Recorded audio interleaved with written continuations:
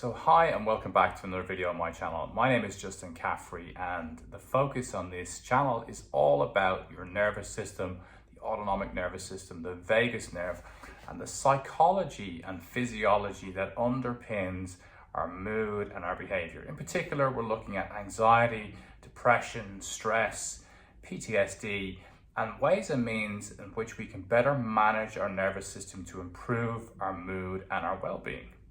And in today's video, we're going to talk about panic attacks and high levels of anxiety. And I'm going to give you a tool that you can use in the midst of a panic attack, leading up to a panic attack, or just after a panic attack. But most importantly, if you are regularly suffering from panic attacks or high levels of panic attack and chest pains and tightness, using this simple little technique on a daily basis over the course of a few weeks will start to ease your physical sensations and ultimately create some spaciousness within your mind and your nervous system to improve your mood. And if you don't already, please make sure that you come over and follow me on Instagram. I am Justin_Caffrey, and you will find me on Instagram where I post on a daily basis concerning these topics, which may be of interest to you, and you can find a lot more interaction with me on an ongoing basis on Instagram. Also, please make sure that you like and subscribe to this video. Hitting the bell on this channel makes a big difference. It means that we get to spread this word and this message and help more people as we move forward as a community. And lastly, before I go into the technique, if you would like a deeper dive into my work, there's a course available now. If you go to remotetribe.co.uk, you can sign up to my course over there. You can work with me on the course. You'll get 21 days worth of guidance in terms of progress that you can use and techniques on a daily basis over the course of those 3 weeks to help regulate your nervous system better. And also I'll give you some good insights into the vagus nerve and into the nature of stress and anxiety. But now let's just look at the panic attack. So prolonged bouts of anxiety and stress will inevitably lead people to a panic attack or an anxiety attack. And it doesn't necessarily come out of the blue. Before you have a panic attack or an anxiety attack, you will have a long period of time where you're feeling particularly stressed. And it's really where there are unresolved emotional issues going on in the body. And what the body tends to do is that the unresolved issues may feel mental, but if we're not actually leaning into and dealing with those issues, and we're not getting close to why or how we felt hurt or unregulated in terms of our nervous system in the past, or traumatized based on events in the past, and we continue to avoid and ignore those issues, the body will constantly try and speak to you. And what it's trying to say to you is that you need to pay attention to certain emotional dysregulated moments that have happened in your life. And by not paying attention to those emotional dysregulated moments, the body just starts to speak a little bit louder. And it's not unusual that at the start, somebody might experience back pain or neck pain because of unresolved stress or anxiety. And that can even go to things like eczema, where you start to have an autoimmune reaction, where you might be noticing skin rashes on your body, on your arms, on your neck, on your back. And this is the body starting to speak to you saying, there is something amiss here. We're not necessarily taking care of ourselves as best we can. And of course, human nature is, and especially from a Western standpoint, to just keep pushing forward and moving on.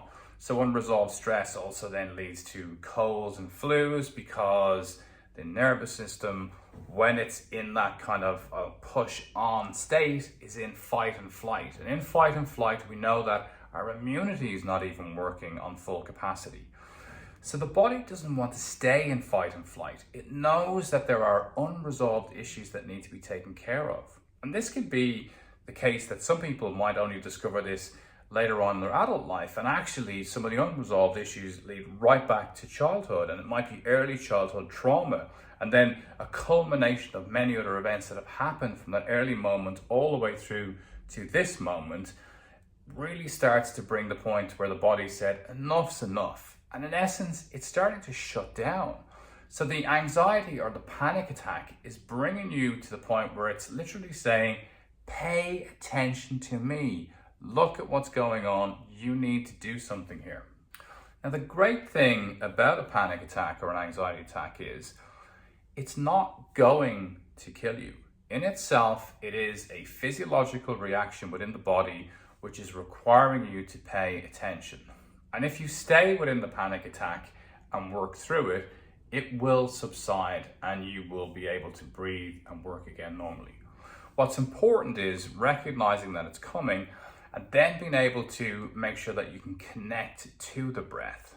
And we're going to give you a very specific exercise in a moment, but equally of importance inside a panic attack is the connection to diaphragmatic breathing. So a panic attack appears as chest cavity breathing. So it's like short, shallow breaths. And diaphragmatic breathing is the complete opposite. That's the calm breathing. So that is literally the deep breath in, you're kind of filling up the belly and the abdomen, and then it's, and what you're saying to your body, what's implied within that breath is that even in this moment, if I'm feeling like a panic attack is here or I'm in the middle of one, if I can connect into that breath, I can start to just teach my body, you know what, right now in this moment, there isn't a threat to my life. I may feel unwell, but I can start to calm down. But if you're suffering from regular panic attacks, or if you're about to feel your body move into a panic attack, or if you're just in general high levels of anxiety or stress, this is a technique that allows you to access the vagus nerve and most importantly, improve your vagal tone. So we're going to be teaching the body or speaking to the body using this simple exercise to get it to shift from that sympathetic state, that fight and flight response where it's tight breathing in the chest, and we're going to move it to a much slower diaphragmatic breathing and shifting into the parasympathetic state. And what I find amazing about this, and I'm sure you will too, is that within a few minutes of this technique, you will start to shift from that stress state to a relaxed state. And as one of my clients said to me recently, it's almost like a moment where you get to put your head above the water and you start to notice what's going on in your life, whereas beforehand you can feel trapped and underwater and out of control. So just finding a comfortable position and sitting down so that your back is straight and in an upright position, your feet are flat on the floor, you really feel grounded and connected. And you're just going to take a nice deep breath in so that you fill up your lungs and your belly. And you're going to have your hands resting in front of your chest in a prayer-like position. We're not doing anything here in terms of religion or prayer, so don't worry. But you're just going to take a nice deep breath in, filling up the lungs all the way, and then you're going to breathe out really slowly.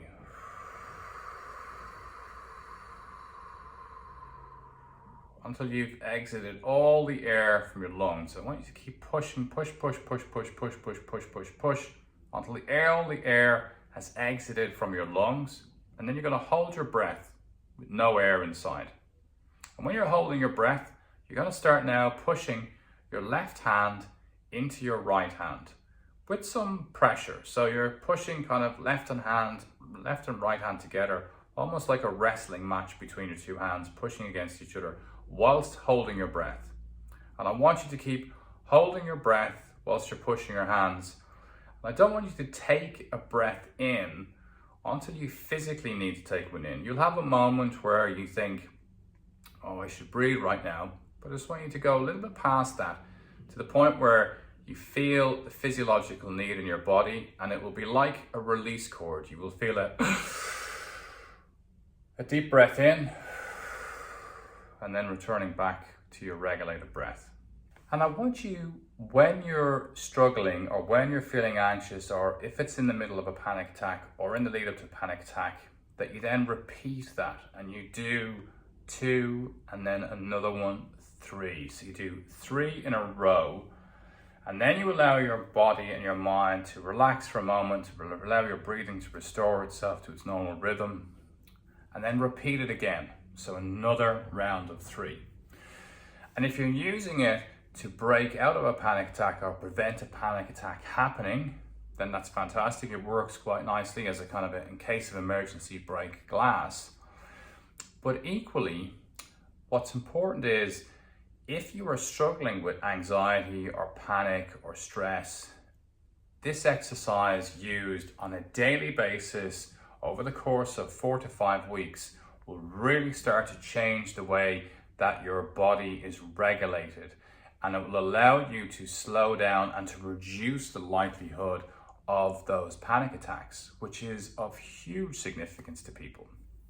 I personally had a panic attack 7 years ago in a really important meeting. I was the CEO of a financial services company, and it was horrendous. It was the first time I started to understand what a panic attack was, and I then spent the next 7 years working on my mind and my body so that I could be able to adapt my focus in life to be able to help other people to understand what to do. And I went and studied in Eastern psychology, philosophy, and Western psychology, Western neuroscience. I studied with some of the most incredible teachers all over the world, and that culminates in a lot of the work that I get to do today with clients on a one-to-one basis or with corporate clients too. But most importantly, being able to share this type of work with you guys on social media and on YouTube. And please, again, if you can, and if you enjoyed this, please like, subscribe, and share this video. So again, thank you, friends, for being here. I hope this video has been of help to you. I answer and reply to all the comments on my videos, so please let me know below what you think, and if I can help in any way, I'll respond where I can. You can also reach out to me whenever you want at justincaffrey.com, and you can reach out over there if you would like to consider working with me on a one-to-one basis. I wish you well, and thank you for your support.